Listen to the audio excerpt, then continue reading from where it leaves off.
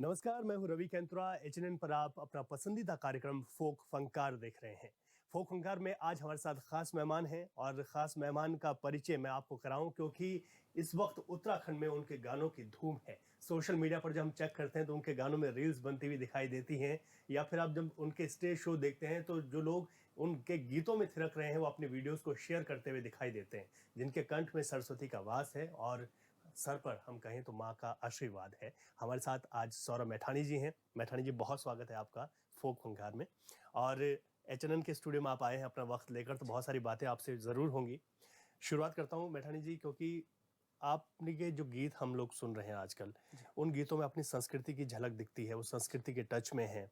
और आज हम देखें तो बहुत सारे ऐसे गीत हैं जो कि डीजे पर नाचने वाले ये वो, तो उन गीतों से आप अलग गा रहे हैं।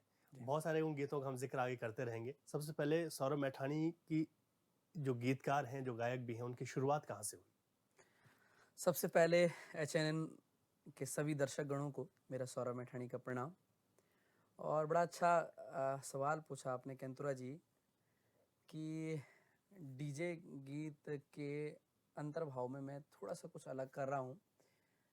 मुझे लगता था कि ये केवल डिफरेंस मुझे पता चलता है, पर आपको भी ये डिफरेंस पता चला है और अगर पब्लिक को भी ये डिफरेंस पता चला है तो इसका मैं सभी जनता का और आप सबका ऋणी हूँ। देखिए, गीत मैं भी डीजे ही गीत बना रहा हूँ जी। और बस थोड़ा अंतर ये है कि मैं जो आजकल पिछले इन 2 वर्षों में 2.5 वर्षों में मैंने जो काम किया है, उसमें मैं सोचता हूँ कि जिस गीत को हम बना रहे हैं, उसकी वैलिडिटी बड़ी कैसे करी जाए। क्योंकि गीत हिट होना अलग बात है और बहुत लंबे चलना। अरसे तक के उसका हिट रहना, चलना या लोगों को याद रहना, वो बड़ी बात है। तो इसी पे मैं कोशिश कर रहा हूँ और लोग उस कोशिश को पसंद भी कर रहे हैं। बहुत अच्छी बात है। और इसमें एक बात और भी है, क्योंकि आपके गीतों, क्योंकि जब सौरभ मैठानी जी का नाम आता है तो लोगों के जहन में बहुत सारे गीत आते हैं। उन गीतों की तरफ हम ज़रूर चलेंगे, लेकिन शुरुआत मैठानी जी में भी चाहूँगा कि जब इस सफ़र की शुरुआत हुई जी। तो कैसे दिमाग में आया कि अब गायन के क्षेत्र में जाना है, गीत लिखने हैं? वो जो शुरुआत है, तब के सौरभ मैठानी को भी हम समझना चाहेंगे। कैंतुरा जी, आज बड़ा अच्छा मौका है और मैं आज बड़ा वैसे मन के भाव से बताऊंगा। मेरा कोई उद्देश्य या कोई एम मेरा था नहीं कि मैं गायक बनूं। एक छोटी सी डेफिनेशन में बताता हूं आपको कि मैं परिस्थितियों के अभाव में गायक बना और भगवान की इतनी बड़ी कृपा रही है कि जब मेरे जीवन के, मेरे परिवार के जीवन की विपरीत वो चल रही थी, दशा चल रही थी और हमारी दयनीय स्थिति की कहें या घर का जो माहौल था, माताजी का स्वास्थ्य था, वो जब विपरीत चल रहा था, तो उन परिस्थितियों में मैं 200, 400 और 500 मात्र कमाने के चक्कर में मैं इस क्षेत्र में आया। क्योंकि मैंने पढ़ाई करी, जब मैं 9th क्लास में था तो मेरी माताजी को डॉक्टर ने कोई बड़ी बीमारी की शिकायत बता दी थी। घर की दैनिक स्थिति बहुत ख़राब थी, मतलब ना पैसा था, ना देहरादून में किराए के मकान पे रहते थे, बहुत स्थितियाँ विपरीत थी, पहाड़ से हम आए थे। तो मेरी माताजी का चंडीगढ़ हॉस्पिटल में पीजीआई में 2 साल इलाज चला। जी। अब 2 साल के इलाज में मैंने 9th भी अच्छे से नहीं कर पाया, पर थोड़ा सा पढ़ाई में अच्छा था तो पास हो गया बाद में, आखिरी के 2 महीने पढ़ के। और आधा 10th भी मेरा ऐसी विपरीत दशाओं में चले गया। तो मैंने इस बीच में बहुत काम किए, मतलब लोगों के घर में अखबार डालने से लेके या होटलों के कोई छोटे मोटे काम से लेके कॉल सेंटर से लेके, मैंने सभी जितने भी काम धंधे होते हैं अधिकतर में मैंने सबका नॉलेज ले रखा है और सब में मैंने अपना हाथ भी आजमाया।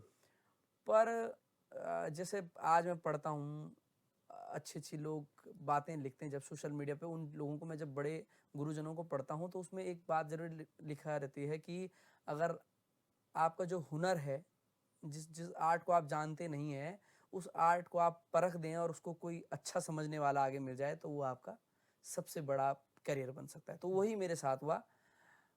हरिप्रसाद कुकसाल जी एक गुरुजी होया करते थे, आज वो इस दुनिया में नहीं है। जी। वो देहरादून ब्राह्मणवाला में एक संस्था चलाते थे अपनी, उत्तरांचल संस्कृति फिल्म विकास समिति करके, और उनके साथ में नुक्कड़ नाटक में जाया करता था। जैसे नुक्कड़ नाटक होते जी। हैं, बहुत सारे सामाजिक मुद्दे पे, वो HIV एड्स पे हो, वो नेत्रहीन पे हो, जी। वो कुष्ठ रोग पे हो, जो भ्रूण हत्या पे हो।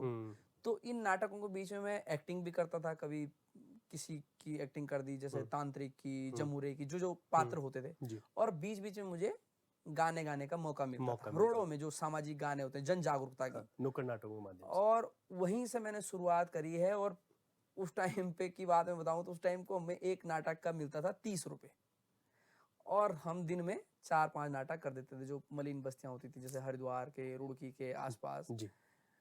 तो वहां से मेरी शुरुआत हुई, और धीरे धीरे धीरे धीरे एक दूसरे ने आगे मुझे ऑफर किया, एक दूसरे ने आगे बढ़ाने में लोगों ने मुझे बहुत मदद किया, जितने भी आर्टिस्ट हैं, जितने भी कला जगत के लोग हैं।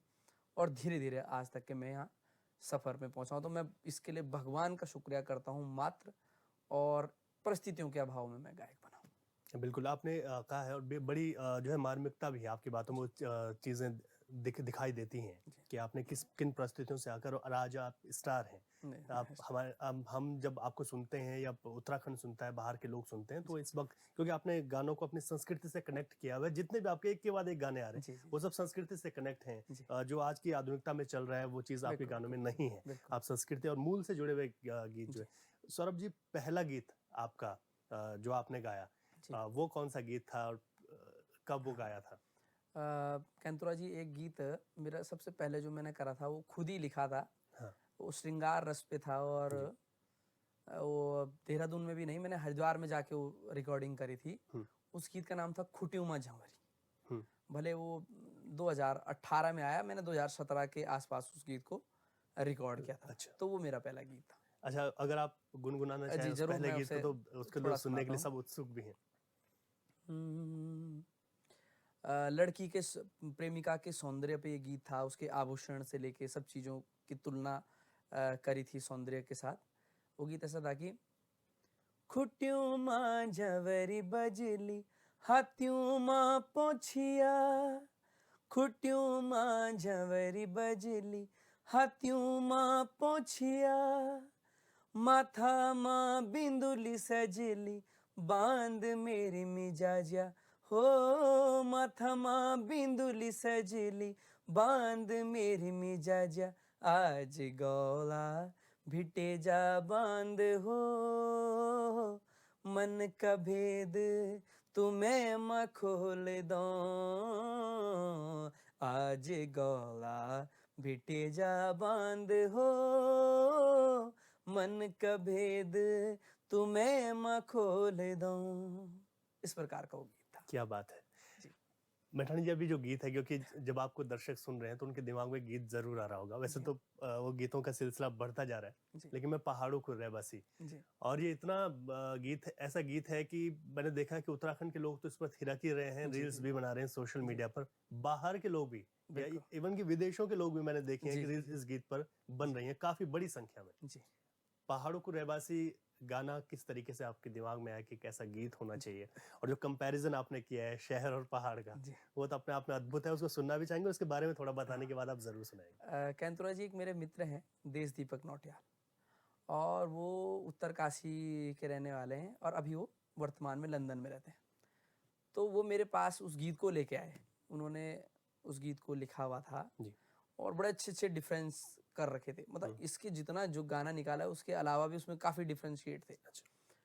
और उन्होंने कविता के रूप में उस गीत को लिख रखा था, और उन्होंने कहा, मैठानी जी, इस प्रकार का गीत है, और इसको बनाते हैं। मतलब बड़ा अच्छे एजुकेटेड पर्सन है वो भी। और मैंने उसको, मतलब 1-2 महीने बाद में एक दिन ऐसे ही हारमोनियम पे बैठा, मैंने उसकी 2-3 धुनें बनाई, और 2-3 धुनें बनाई मैंने, उसमें से एक धुन फाइनल करी। और जब स्टूडियो में गया, पहले उसमें एक शब्द था कि मैं धारा को पानी वाली, तू आरओ का पानी वाली। अच्छा। अब वो हमारे सोहन चौहान जो डायरेक्टर हैं इस गीत के, उन्होंने कहा, सौरभ भाई, कि इसको आरओ की जगह बिस्लेरी करते हैं। और फिर मैंने ये बात दीपक भाई को भी बताई, खुद भी सोची, और हमने ये इसमें इम्प्लीमेंट भी किया। हमने कहा कि बिस्लेरी को हर कोई पहचानता है, और आरओ, मान लो अब गांव के लोगों को किसी को पता है, जो पर बुजुर्ग होंगे उन्हें पता नहीं है आरओ क्या है। ऐसा मैंने अपने दिमाग में लगाया। बिल्कुल। और हमने बिस्लेरी उसमें डाला तो वो जो कंपैरिजन थे पहाड़ और शहर के, क्योंकि हमने कहीं पे शहर की आलोचना भी नहीं करी है, नहीं। बस हमने डिफरेंस दिखाया। हाँ, ये एक बड़ी और बात। शहर वाले को भी आज जब वो इस टेम्परेचर में देख रहा है, उसे भी खुद पता चल रहा है कि पहाड़ का सौंदर्य, पहाड़ की पर्यावरण, पहाड़ की शुद्धता कितनी किस प्रकार से है। हम्म, तो उसको दिल्ली वाले ने भी, मुंबई वाले ने भी पसंद किया, और पहाड़ के दूर अंचल में रहने वाले, सुदूर क्षेत्र में रहने वाले ने भी पसंद किया। पसंद किया। और मैं उन सब का आभारी भी हूँ कि उन्होंने इस गीत को इतना प्रेम दिया। बिल्कुल, और मैठाणी जी एचएनएन के मंच जी। पर वो गीत जरूर होना चाहिए। चलिए मैं आपको सुनाता हूँ, और किसी थोड़ा एक अलग अंदाज में भी सुनाता हाँ हूँ हाँ, आज को बिल्कुल। उसको, ठीक। जैसे मैं मंचों पे उसको गाता हूँ कि हाँ। जय हो बद्री विशाल, जय हो बाबा केदार, जख रौंदी मां नंदा देवी, पहाड़ों का रोण वाला हम, जख कल कल छल छल बगदी गंगा जमुना, पहाड़ों का रोण वाला हम। मैं पहाड़ों को रहवासी, तू दिल्ली रोण वाली, मैं धारा को पानी वालू, तू बिसलेरी वाली। मैं पहाड़ों को रहवासी, तू दिल्ली रोण वाली, मैं धारा को पानी वालू, तू बिसलेरी वाली। निहोंदो इन मिलन करन छुई तन अनाड़ी, तू देसवाली मैडम छे में छोरा ठेठ पाड़ी। तक फिरी बिजली पानी, यख लंपू जगोंदा, तक कुकुर बिराला, यख घोड़ी भैंसू चरोंदा। तू मनी प्लांट वाली, मेरा चौक नरंगी डाली, मैं धारा को पानी वालू, तू बिसलेरी वाली। मैं पहाड़ों को रहवासी, तू दिल्ली रोण वाली, मैं धारा को पानी वालू, तू बिसलेरी वाली। वाह, बहुत ही खूबसूरत। बहुत बहुत धन्यवाद जैसे शब्द भी इस गीत के लिए कम है, जी। लेकिन ये दिल पर लगता है। जी। और आपने बताया कि अच्छा, इस गाने की बहुत खास बात आपने कही कि जी। हमने शहर और पहाड़ को तो उसका तोला तो जी। किया ही है, कंपैरिजन किया है, जी। लेकिन हमने शहर की भी वो बात नहीं कही हाँ है जी, कि बिल्कुल बुराई नहीं की है। बिल्कुल, हमने ले कहीं पे भी आलोचना नहीं की है। हम्म, और शहर वाला भी इस बात को बड़े अच्छे से समझ पाएगा जी। कि जिस प्रकार से हम पॉल्यूशन फैलाते हैं, हम्म, चाहे वो पहाड़ में हो, चाहे वो शहरों में हो। जी। और आज ग्लोबल वार्मिंग के वजह से ऐसी स्थितियां बन गई है कि शहर में रहना नामुमकिन हो गया है। यदि एसी नहीं है तो कोई बाहर घूम नहीं सकता।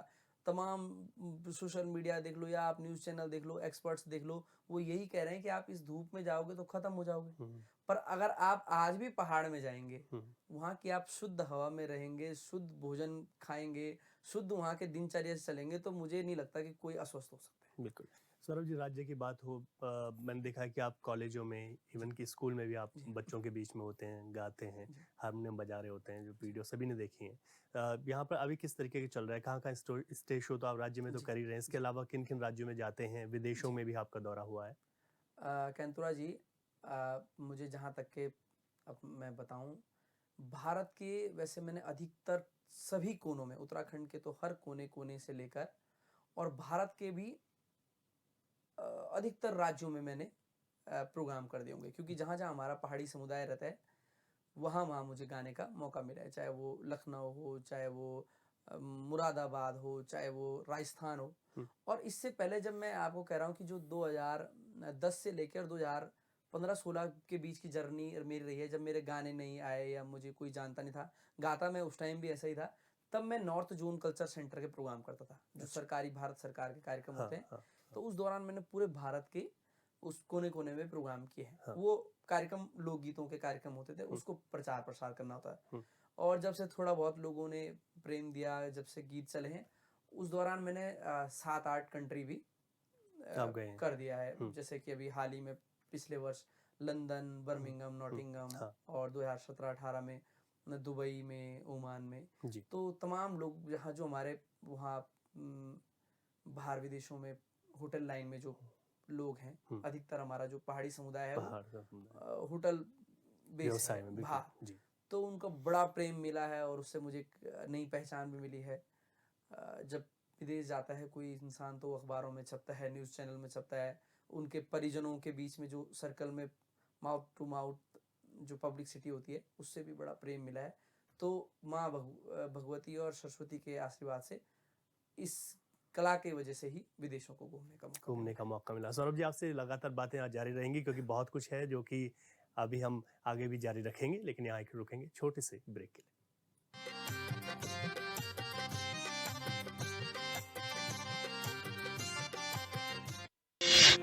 आपका पसंदीदा न्यूज चैनल HNN 24/7 अब टाटा प्ले के चैनल नंबर 1141 पर भी उपलब्ध। ये पहाड़ ही नहीं, हमारी पहचान भी है। HNN 24/7, जुनून सच दिखाने का।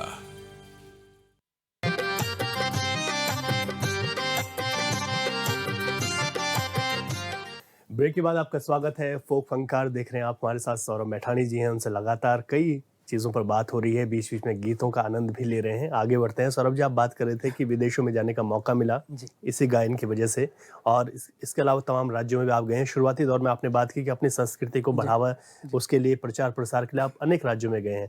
ऐसा कोई पसंदीदा जगह हो जहाँ पर बड़ा मजा आया हो आप लोगों को? या सभी जगह वैसे मजा आया होगा, लेकिन फिर भी जहाँ पर लोगों का क्राउड बहुत ज्यादा रहा हो हाल के दौर में जो आप गए हैं, और खासतौर विदेश में इस तरीके का माहौल आपको देखने को मिला होगा? कैंतुरा जी, मैं आपको सच बता रहा हूँ, एक दिन में हम हजारों लोगों को मिलते हैं, पर किस कठिनाई में हम प्रोग्राम में जाते हैं। मैं आपको, हर आर्टिस्ट जाता होगा, मैं ही नहीं, वो चाहे कहीं किसी भी राज्य का आर्टिस्ट होता होगा, बहुत टेंशन में वो प्रोग्राम में जाता है। क्योंकि जैसे हमारा, खासकर हमारी भौगोलिक स्थिति जो है पहाड़ों की, अब मान लीजिए मैं पहाड़ में कार्यक्रम में जा रहा हूँ, वहाँ से आयोजक का फ़ोन भी आ रहा है, टाइम पे भी पहुँचना है, अपनी टीम को भी मैनेज करना है। अगर खाने में ही 15-20 मिनट की लेट हो गई, कहीं पे जाम लग गया तो स्थिति, मतलब बहुत विपरीत स्थितियों में इंसान कार्यक्रम में जाता है। पर जब वो कार्यक्रम में पहुँच जाता है और उस पब्लिक का, उस जनता जो वहाँ पे आई रहती है, उसका प्रेम मिलता है, तो आप मानेंगे नहीं, ये मेरी फीलिंग्स है और हर आर्टिस्ट की होगी। वो 3-4 घंटे का जो कार्यक्रम चलता है, उसके बाद जो सुकून मिलता है ना, वो किसी भी चीज में वो सुकून नहीं मिल सकता जी। और ऐसे ही जब मैं विदेश गया तो मतलब जो हमारा पहाड़ी समाज है, उन्होंने इतना प्रेम दिया है कि मुझे लगता है कि आर्टिस्ट स्वस्थ उस प्रेम के वजह से ही रहता है।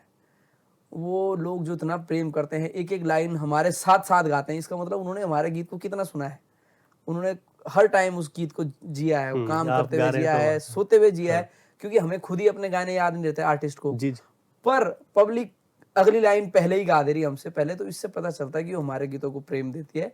और ये जो फीलिंग्स आती है, वो फीलिंग का कंपैरिजन हम किसी भी फीलिंग से नहीं, धन दौलत या किसी भी और सुख से उस फीलिंग का कर नहीं सकते।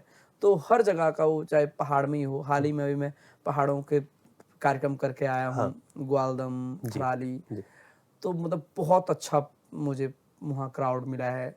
या लंदन में जब गया था तो वहाँ बहुत अच्छा क्राउड मिला है। तो हर जगह का बहुत अच्छा एक्सपीरियंस। अच्छा, इसमें एक चीज और भी है, क्योंकि मैं ये भी नहीं कह सकता कि युवा दिलों की धड़कन, क्योंकि आपके गीत ऐसे कि आपको तो बुजुर्ग भी सुनते हैं, आपको युवा भी सुनते हैं, आपको जो छोटे छोटे बच्चे, नई पीढ़ी है वो भी सुन रही है। तो जो क्राउड होता है वो किस तरीके का? सभी लोग होते हैं?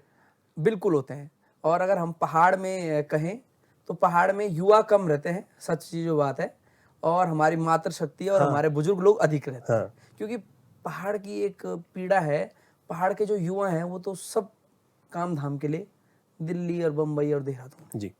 तो जो गांव के मेले खौले होते हैं उनमें तो हमारी मातृशक्ति और बड़े बुजुर्ग अधिकतर रहते हैं, और वो अधिकतर मेरे गीतों को प्रेम देते हैं। और जब हम दिल्ली या बाहर वाले प्रोग्राम में जाते हैं, वहाँ युवाओं का बहुत प्रेम मिलता है, क्योंकि वो उस फीलिंग को याद करते हैं जो पहाड़ को छोड़ के आए हैं, बचपन में जी होगी। ये तो दोनों वर्गों का अच्छा प्रेम मिलता है। एक खास बात और भी बता दूं कि सौरभ जी के जो लगातार जो गीत आ रहे हैं, वो तमाम गीत हिट हैं, एक के बाद एक। अभी हमने एक गीत सुन लिया पहाड़ों का रहवासी, जिसने तो अपनी धूम मचाई हुई है, लेकिन इसके बाद एक गीत और आया कि ऐ जब मेरा बचपन, फिर एज अ बॉडी थे। जी जी तो ये गीत और साथ में आपके थे वीरेंद्र राजपूत। बिल्कुल बिल्कुल तो बिल्कुल। ये गीत जब मैंने पहली बार सुना तो मुझे बहुत मैंने देखा कि इतना जी। खूबसूरत कैसे कोई सोच सकता है। तो इस गीत के बारे में थोड़ा ये बताइएगा, किसने इस हाँ गीत को लिखा है जी और फिर आप लोगों के पास कब जी। गीत आया? एक हमारे मित्र हैं नबी बड़तवाल जी, उनके पिताजी बहुत अच्छे कलाकार हैं, उन्होंने ये गीत लिखा और मुकेश सती जी का चैनल था यूके फिल्म स्टूडियो, जी तो उन्होंने मुझे गीत भेजा। उन्होंने कहा मैठाणी जी आपने, वीरेंद्र राजपूत जी ने और नबी बड़तवाल ने ये गीत गाना है। और उसके बाद उस गीत को बनाया, उसको सोहन चौहान जी ने डायरेक्शन किया। और जब हम गीत बना ही रहे थे उस टाइम हमें मतलब कुछ खास हमें उम्मीद नहीं थी कि ये इतना लोकप्रिय गीत होगा, पर उसके शब्द को बच्चे ने भी जिया है, बुजुर्ग ने भी जिया है और जो मिडिल एज में है 30-35 में उसने भी जिया है। क्योंकि मैं अभी का एक इंसिडेंस बताऊं, मैं पहाड़ में था ग्वालदम में और एक फौजी अंकल जी उस गीत को देख रहे हैं। वो मुझे नहीं जानते थे और मैं भी उनको नहीं जानता था जी और वो उस गीत को देख रहे हैं और उसमें फौजी की ही हमने एक जी स्टोरी बिल्कुल, दिखा रखी स्टोरी है दिखा रहे और वो उस गीत को देख के रो रहे हैं भगवान कसम, मतलब दहाड़ के ना रोना, उनके आंसू आ रहे हैं। हाँ। तो मैं उनके पास चले गया, मैंने कहा बड़ा जी क्या बात हुई, क्या हुई? अरे बोले यार बेटा क्या गीत बढ़िया आई बोली वो, हम भी नहीं जिंदा था। और जब मैं रिटायरमेंट में बोलते ये नहीं हमारा गाँव वालों ने मेरा स्वागत करी फूलमाला डाई के जो बताई हो। तो तब मैंने बताया कि ये गीत मैं भी गई हूँ। तो आप मानेंगे नहीं, उन्होंने मुझे 5100 रुपये इनाम दिया।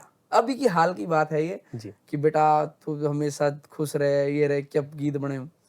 तो उस टाइम ऐसा लगता है कि हम जो कार्य कर रहे हैं उससे अच्छा कोई कार्य नहीं हो सकता। और इससे बड़ी कोई फीलिंग्स नहीं हो सकती। इस गीत को तो हम जरूर सुनना चाहेंगे और हमारे दर्शक भी जरूर आतुर होंगे कि ये गीत आपके कंठ से इस बार हो जाए। इस गीत को मैं सुनाता हूँ और इसमें हर इंसान, हर एज का वर्ग का इंसान इसको अपने से कनेक्ट करेगा कि कख गए दगड़िया ओ बचपन प्यारो, जब गीत लांदा छाम बल बैठी की उड़ियारू।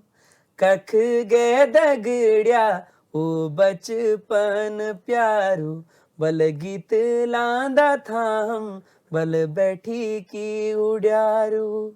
बूढ़ा पुए गई जवानी भी गे छोड़ी, तो हाय म्यारा बचपन जरा फिर जा बॉडी। बूढ़ा पुए गई जवानी भी गे छोड़ी, तो हाय म्यारा बचपन जरा फिर जा बॉडी। अब वो फीलिंग बता रहा है वो आदमी की। कखी हमने दगड़िया बल गोरू चराई, कखी हमने दगड़िया बल ढूंगा ढुलाई। अरे कैकी ल्याया हम, कैकी ल्याया हम, बल कैकी ल्याया हम, आवण काखड़ी तोड़ी, तो हाय म्यारा बचपन जरा फिर जा बॉडी। क्या बात इस है। प्रकार का गीत था। और मैठाणी जी, और ये सबको पता है कि बचपन कभी बिल्कुल लौट कर नहीं आता। और जिसने पहाड़ का जीवन जिया होगा वो हर इंसान वो कितना आज कितना आईएएस है, चाहे वो बड़ा बिजनेसमैन है, उसने सारी ये फीलिंग्स जी होंगी। और हम चोरी जरूर करती थी, पर वो चोरी बचपन में ही गिना गया है, क्योंकि हमने भी लोगों की ककड़ियां चुराई हैं। और आज कोई भी बड़ा से बड़ा आदमी देख लीजिए आप, छोटे छोटा आदमी, वो गाली भी खाते थे और उस काखड़ी के बहाने ही गांव में गालियां गलौज चलती थी, तेरा ये हो जाए, तेरा वो हो जाए। पर वो फीलिंग अलग थी। आज वो पहाड़ों में ककड़ियां देखने को नहीं मिल रही हैं, पर ये पहाड़ में लोगों ने सबने जीवन जिया है। बिल्कुल। सौरभ जी, मैंने देखा है कि आपके जो गीत हैं उसमें आपने मांगल भी गाए जी, आपने गजल भी गाई जी, और वो गजल जब मैंने पहली बार सुनी थी मैंने कहा इतना खूबसूरत कैसे कोई, क्योंकि अब हमने ठीक है गजल में हमने जगजीत सिंह साहब को सुना, गुलाम अली साहब को सुना, लेकिन जब मैंने आपकी गजल सुनी थी तो बहुत वो हार्ट टचिंग है और उसको भी हम जरूर सुनेंगे। लेकिन उससे पहले मांगल पर बात कर लेते हैं। मांगल पर आपने काम कब से शुरू किया, क्योंकि हमारी संस्कृति हमारे मूल से जुड़ा हुआ है? जी, कैंतुरा जी, अभी आज से 3 से 4 साल पहले की बात है। पहले तो मैं मांगल गीत 2016 से, जब कोई शादी का कार्यक्रम होता था या मुंडन का कार्यक्रम होता था, उसमें अपनी टीम लेके जाता था। पर मैंने जो बहुत डीपली वर्क किया है वो मैंने लगभग मुझे याद नहीं है, 18-19 की बात ये है। और केदारनाथ के जो विधायक हैं मनोज रावत जी जो थे उस टाइम थे जी। और एक हमारे मित्र हैं दिवाकर गरोला। ऐसे ही कोरोना का पीरियड चल रहा था और काम धाम था नहीं, मतलब आर्टिस्टों का तो काम धाम उस टाइम पे था ही नहीं। जी। तो दिवाकर गरोला जी ने और माननीय विधायक जी ने कहा कि मैठाणी जी ऐसा करते हैं कि हमारी जो पूरी केदार घाटी है वहाँ पे तमाम लोग त्रियोगी नारायण में विवाह करने के लिए आते हैं और शादी लोगों के घर में भी होती है। तो आजकल प्रचलन क्या हो गया है कि ब्यो होणु च और वे माँ लोग पूरी पंजाबी धुनों पर मिसे थे, हरियाणी धुनों पर मिसे थे, गढ़वाली भजन गा रहे हैं जी। कि इससे क्या हो रहा है कि हमारी संस्कृति का कहीं ना कहीं हानि पहुंच रही है कि वो हरियाणवी धुन है और उसमें हमने गढ़वाली शब्द डाल दिए, भजन बज रहे हैं वही डिस्को वाला, कि जो हमारी पौराणिक संस्कृति खत्म हो रही है। तो मुझे भी बड़ा अच्छा लगा ये उनका संदेश। तो हमने क्या किया कि एक एक सप्ताह में अलग अलग गाँव में जाके, जैसे भणज में, त्रियोगी नारायण में, केदार घाटी के जितने भी क्षेत्र थे, अगस्त मुनि और जो जो क्षेत्र थे, वहाँ गाँवों में जाके पहाड़ की महिलाओं को मांगल गीत सिखाए भी। और कुछ जो पुराने लोग थे उनको जो वहाँ के घाटी के मांगल आते थे वो भी हमने गवाए उनसे लिए, उनको भी सीखने का मौका मिला। सौरभ जी, बात तो आपसे बहुत करनी है क्योंकि समय के साथ चलना होगा। मैं जाते जाते जिस गजल की बात कर रहा था उस गजल को आप जरूर गुनगुना दीजिए। जी, गजल पे मैंने गजल को भी कुछ अलग ढंग से सोच के लोगों तक पहुंचाया। मधुसूदन थपलियाल जी हमारे गुरुजी हैं, उन्होंने वो गजल लिखी थी और कोरोना का ही टाइम था और बड़ी दुख विपदा देश प्रदेश में चल रही थी। तो उस टाइम की ये गजल थी कि घर यख बोण वक तुई बतो अब रोण कक, घर यख बोण वक तुई बतो अब रोण कक, धागुवेगी जिंदगी पर कुजाणी शोण कक, घर यख बोण वक तुई बतो अब रोण कख, जवानी भर है सीनी छो उम्र बीती रोण कक, जवानी भर है सीनी छो उम्र बीती रोण कक, कस लग्यूं च प्रीत को, कस लग्यूं च प्रीत को, बोल मिन युधोण कक, घर यख बोण वक तुई बतो अब रोण कख।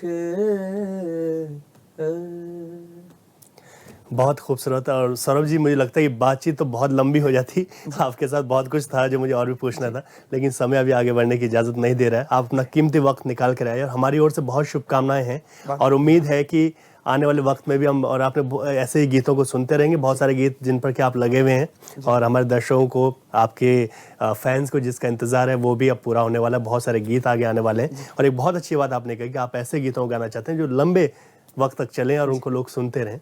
बहुत बहुत शुक्रिया एचएनएन के साथ जुड़ने के लिए। बहुत धन्यवाद। फोक फंकार में सौरभ मैठाणी जी को आज हमने सुना।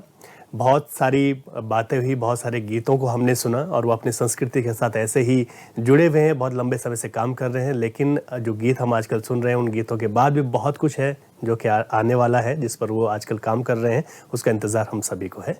फिलहाल फोक फंकार में आज के लिए इतना ही। इजाज़त दीजिए। नमस्कार।